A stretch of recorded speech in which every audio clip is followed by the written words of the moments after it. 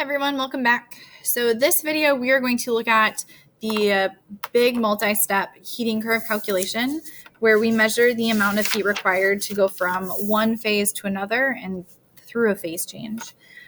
So again, referencing back to our same heating curve with our values on it, we can see that if we are at a solid, we're using MC delta T.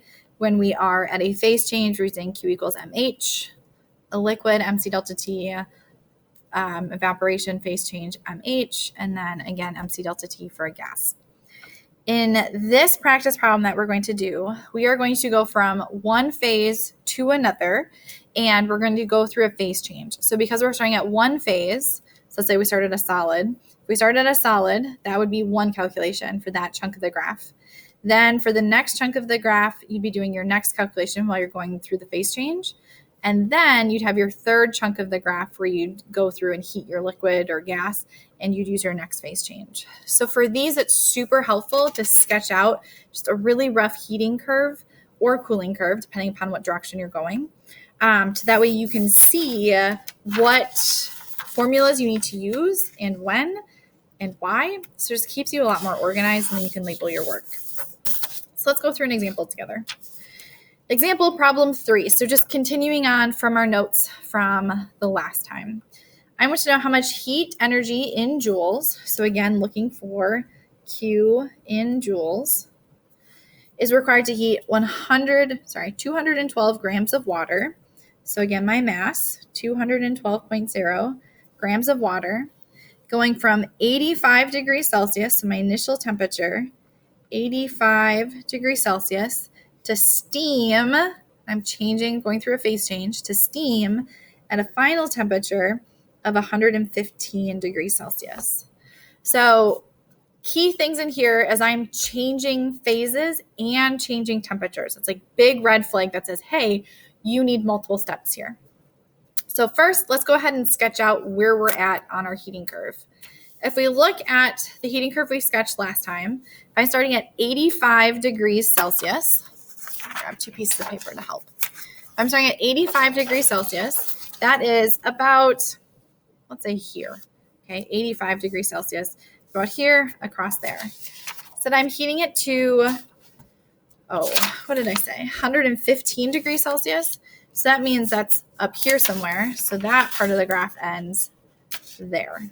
So the part that I'm doing a calculation for today is just this little slice from here, 85 degrees Celsius, it's heating, still water, so at 100 degrees Celsius, it's going to evaporate, and then it's going up again to its 115 degrees Celsius. So this section is what I want to calculate the heat required to move for my 212 grams. So I'm going to sketch this out and label these as section 1, section 2, and section 3. So that's what we're going to start with. Lost my piece of paper. Here it is. Okay. So sketching out generic graph, right? I am starting at 85 degrees Celsius. So my first spot, 85 degrees Celsius. My ending temperature is 115 degrees Celsius. And then we know that's between these 2 points. The other super important temperature here for water is 100 degrees Celsius. I'm going to put that in the middle. These don't have to be the scale. It's just to help us stay organized. So we know that we go from 85 to 100, and that's our slanted line. Then at 100, we evaporate, and then we increase again to 115.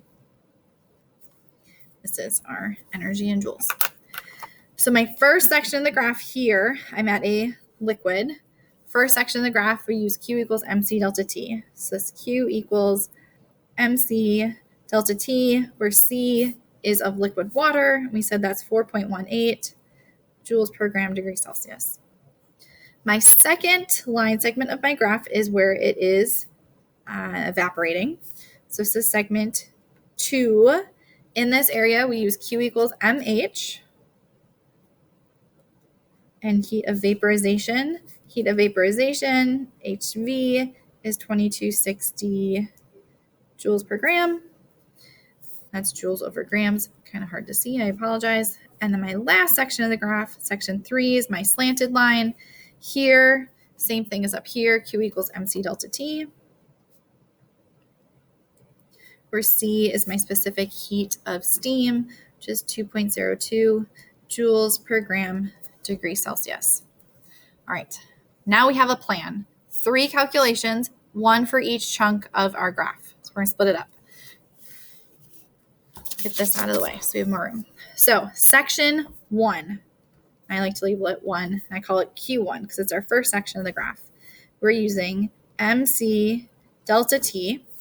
My mass stays constant throughout the entire thing, 212 grams. So 212 grams of water. C is a specific heat at this point, 4.18 joules per gram degree Celsius. And delta T, this is a change in temperature just for this section. So we are not using this for a change in temperature. We are using our segment of the graph. So in our line segment of this portion of the graph, my final temperature, because remember delta T is T final minus T initial.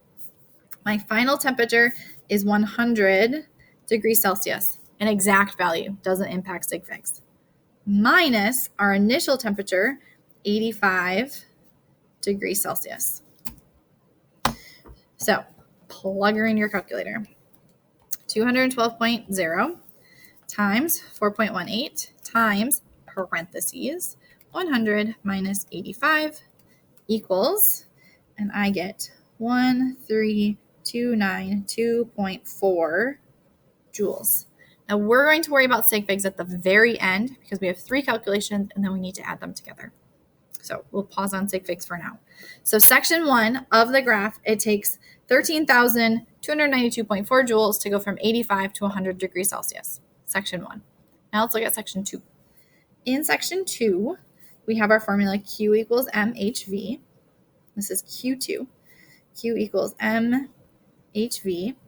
Mass stays the same, 212.0 grams. HV is my constant, 2260 joules per gram. I am going to multiply those two together. Phase change calculations are always a piece of cake because there's nothing to calculate.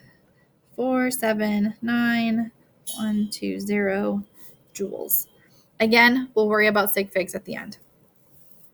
So that's my first 2 sections of my graph. Slowly running out of room. So let's put section 3 up here. Section 3 is when I'm going from 100 to 115. Change in temperature, so Q equals MC delta T, and we're going to call this Q3, MC delta T. Again, delta T is my T final minus T initial, because we're not using these, because that's not representative of where we are in our graph. Again, my mass is 212.0 grams. My C is a specific heat of steam, which we said was 2.02 joules per gram degree Celsius. And my change temperature, man, I'm running out of room. Final temperature is 115 minus my initial temperature, which for this line segment is 100. I apologize that that's squished in there. So we'll plug in our calculators. 212.0 times 2.02 times 115 minus 100. And make sure you put parentheses around that quantity, or you can do the calculation first. It's 15.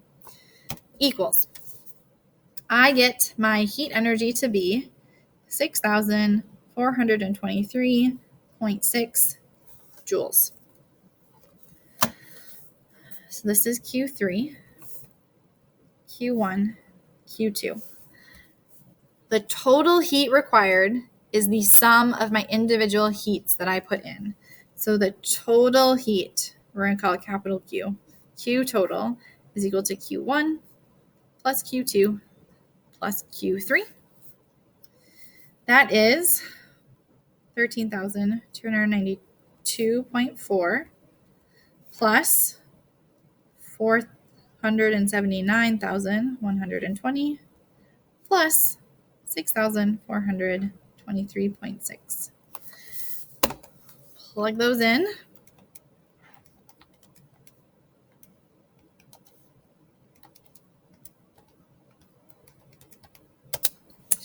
we get, well, that's fun. It's a whole number. 498,836. Did I plug something in wrong? Let's double check. 13292.4. Oh, there it is. 479. 120. Yeah, we're good. All right, so this is in joules.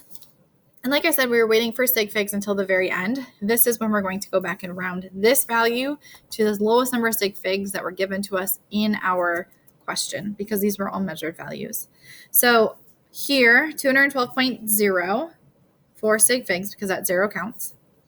85 has 2 sig figs, all non-zero numbers. 115, 3 sig figs. So my final answer can only have 2 significant figures. So starting at the left, 1 and 2. The number after that is higher than 5, so we round up, which pushes this up to 50. So we're going to talk about that in a second because that forces us to use scientific notation. Everything else after our 2 sig figs is going to zeros. So I have 5, 0, 0, 0, 0, 0. So 500,000. Now this 0 is significant, so I need to write this in scientific notation to show that it's significant. So if my pretend decimal point is here, I'm moving it 1, 2, 3, 4, 5 places over.